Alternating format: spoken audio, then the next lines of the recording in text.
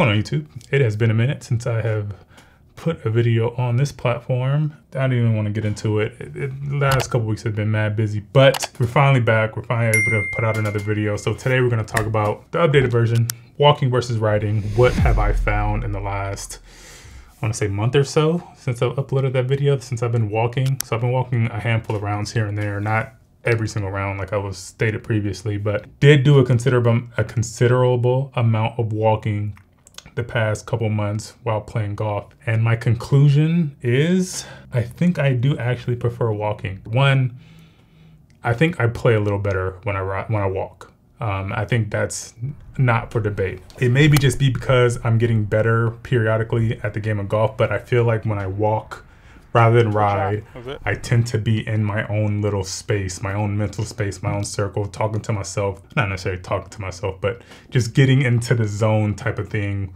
when I'm walking versus riding in a cart. You're having conversations with your friend that's in the cart with you that you kind of don't really want to have sometimes, or sometimes you do, but it's just it kind of throws you off your game a little bit. And I've kind of noticed that. And I've actually been paying a little bit more attention to that when I ride rather than walk. So not to say that the score difference is crazy difference. It might be a stroke or two, a couple strokes maybe, but I just feel I'm more in sync with my own thoughts, what I'm supposed to be doing, my swing thoughts and things of that nature when I'm walking rather than riding. Another pro to walking courses rather than riding is when you're kind of approaching the green, you hit your approach shot, you get on the green, or you maybe you missed the green, whatever the case may be. When you're riding, and let's say you did miss the green, you have to pull up, you park on the cart path, right? And then you don't really know where your ball is and what it's doing, what the lie is, and things like that. So you're kind of guessing which type of wedge did you want to take to your ball. And then once you get there, sometimes you realize you got the wrong one and there might be a little hazard in front of you. You might need a 60 degree. Or you might have a lot of green to work with. You might want a pitching wedge to bump and run, things of that nature. So you pull a safe club like a 56, and then you get there and you realize like, damn, I wish I would have had this club. And you don't want to run back to the cart and grab another club, then run back, and you're just kind of holding up the pace of play. So that's one thing I noticed. Other than that, you can just bring all of your wedges to the ball with you. But then why would you want to do that? Yeah, now you're just carrying a bunch of clubs in and around the green, and it's just not the greatest experience, in my opinion, to do stuff like that. But the other option is to hit the green, right? When you're in your pro shot, just hit the green. You don't got to worry about that. That is true. But when you're walking, you typically have your bag with you right by your side pretty much the entire time. So if you get to your ball, you can then decide which club to hit, pull the right club, and now you don't have to, worry about running back and forth to your cart, blah, blah, blah, things of that nature. So that's a big plus to walking versus riding. Another plus that I found and we're gonna stay around the green for this example as well, but another plus that I found is when you are riding, sometimes you get to your ball and you hit a wedge shot from around the green, you put your wedge on the floor, and then you go and do your putt. And if you're in a foursome, you're out there for a while, and when everybody finishes their putting, chipping, whatever, and then when all that time elapsed, you oftentimes forget that you had a wedge out there and you end up leaving it at the green. I've done that a number of times. I'm sure other people have, because that is a common thing, especially around these golf courses. So when you're walking, again, your cart, your push cart or your bag is right there with you pretty much the entire time. So you pull a wedge, hit your wedge, and then you grab your putter, you put your wedge back in your bag, grab your putter, then go to the green and you do your thing. So one, it saves a ton of time. Two, you don't have to, again, worry about leaving your wedge at the green, because these clubs are very expensive. And there's been a number of times where I've even been on the golf course and I've been at the green and I see just a loose wedge on the floor, and then probably like the group in front of me that left their wedge. It's very common. So another pro to walking is you can alleviate leaving wedges at the green, which can save you a lot of heartache, let's just be honest. So there's that. Aside from those two things, those were the biggest things that I found that are the biggest pros to walking. Now, another one for me, just personally, when I get done with an 18 round, I actually like to feel tired. I want to feel tired. I want to feel like I went out and did something. I don't want to like finish a round, even though, you can actually get tired from riding around on a golf cart and things like that. But when you walk a full 18 for 4 hours and you get done, you feel like you're done, so to speak.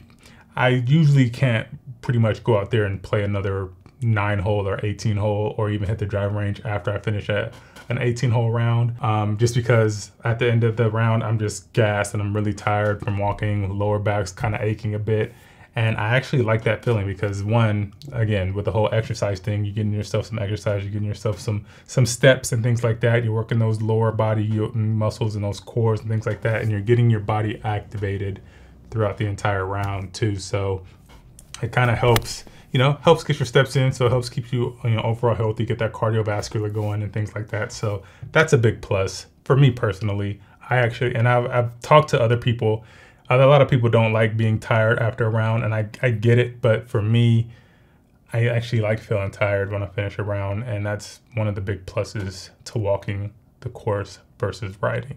Also, another quick one, I just like the fact that when you pull up to a tee box or when you're in the middle of the fairway and you have your entire bag next to you, you have your rangefinder, you have everything that's like right by your side, so you don't have to take your rangefinder off of the cart, go to the tee box, shoot your number, then go back to the tee box, put your rangefinder back, and then grab your club. Typically, you can just pull your push cart right up onto the tee box or your walking bag, whatever, and you pretty much have your rangefinder, your clubs right then and there. So you pull your rangefinder, get your number, put that away, and then pull the club, and you're ready to go. That walking back and forth, it's not necessarily tiring, but it gets time consuming and you don't feel like you just want to walk back and forth. It's just a waste of time. So typically what I usually do when I'm riding, I usually just look at the cart sign, see the number that's on the cart sign, and just pick a club that's somewhere close to that number and go up there and hit. And oftentimes I'm either way too short, way too long, because I'm not necessarily getting the right number. But when I do go up and shoot it, go back to the cart, I just hate that whole process. So walking, I guess, alleviates that. So that's another pro to walking. But aside from all the things I just mentioned, there are some cons, I guess you can say, to walking courses versus riding. There's not a lot of them that will be a deal breaker to me. But again, I guess this is one of the pros for me because you're tired after a round. But a lot of people, for walking, you're going to get significantly more tired if you're walking than riding, obviously, especially if you're pushing a push cart or if you're carrying your bag. It can get tiring really, really fast. And especially when you get to that back nine, lower back starts to ache a little bit, legs start to hurt a little bit, and you start to get out of your mental game. But for me, I actually like that just because when you start getting mentally fatigued, I guess just me from like playing football, basketball, things like that, when I start getting mentally fatigued, I start to lock in mentally and focus a little bit harder on what I'm actually doing because your physical attributes are kind of depleting, so your mental has to go up. At least that's for me. But I know other people, they don't like that feeling, so I get it. Walking courses, you're gonna feel significantly more tired, and that might even diminish your scores if you're not used to stuff like that. So I guess that can be also a pro to riding. You're not gonna get as tired playing your rounds, and you're gonna have fresh legs throughout the entire 18 and things like that. But I would say another con to riding that's a pro to walking is, and I just realized this recently as I'm starting to get better at the game and starting to shoot a little bit lower scores, kind of consistently shooting in the high 80s these days. When I'm riding in the cart with somebody else and I hit my ball kind of on the right side of the fairway, they hit their ball far left in the rough.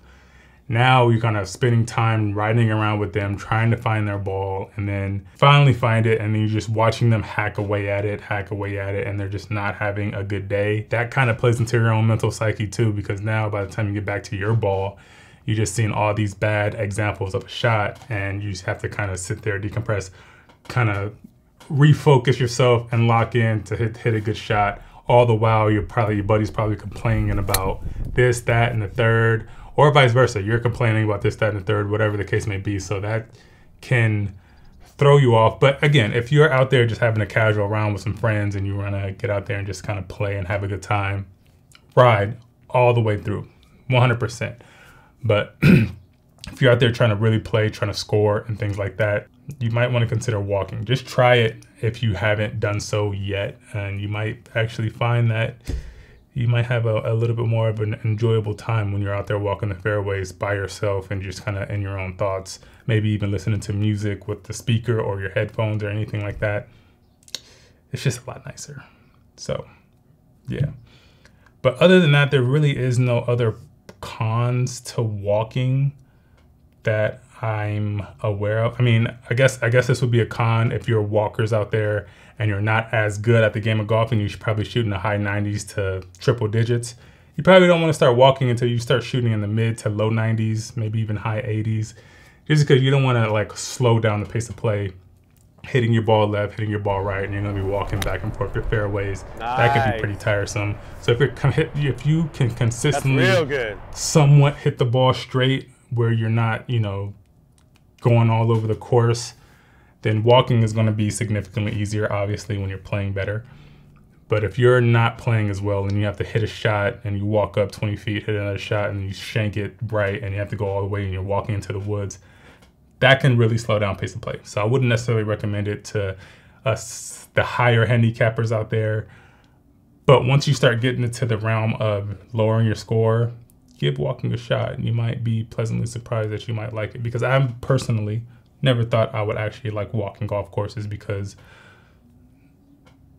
I don't want to admit this, but I'm kind of lazy myself. After playing years of sports and things like that, I kind of just want to chill, sit back, and just kind of do my own thing. But again, that, you know, athletic and physical nature in me actually likes that. So yeah, but that's just been my take. That's been my experience over the past month or two, walking versus riding. I want to walk a lot more. It is starting to get really, really hot out there though. Summer's approaching, and the area that I usually play in can get up to the triple digits in the summer. So I think right now we're in mid-June, and we're kind of hovering around that, you know, high 80s to low 90s, and it's hot, still bearable. I can still walk a little bit, but once it starts getting into the mid to high 90s, I'm gonna put the push cart up and start riding until it starts to get cooler again. But that's just been my experience. Let me know what you guys think in the comment section below. What have your experiences been walking versus riding? Do you like it? Do you love it? Do you hate it? Whatever the case may be, are you gonna continue walking if you're a walker throughout the summer?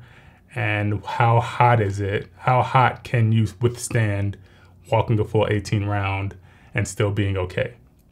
Give me some advice on that, because again, I'm a new walker and this is gonna be my first summer trying to walk. So what are some things that I should be looking out for? I know some people said make sure you have some water with you, make sure you're hydrated and things like that. That's kind of obvious, but any other tips out there? I know I've heard umbrella, this, that, and the third. So let me know in the comment section below what you guys think. And if you haven't done so already, make sure you subscribe to the channel. Definitely help me out in that regard. Like that video, that definitely helps the algorithm. And leave some comments below, because all that helps the algorithm, helps me grow the channel, helps me continue to put these videos together and just come on here and have a conversation with you guys and get in the comments and talk back and forth, because I love doing that. So make sure you guys are interacting with me. Leave a comment. Follow me on all my other socials like TikTok and Instagram. And yeah, until next time, I'll catch you guys in the next video. Peace. I can't take no loss. I don't even know what it costs.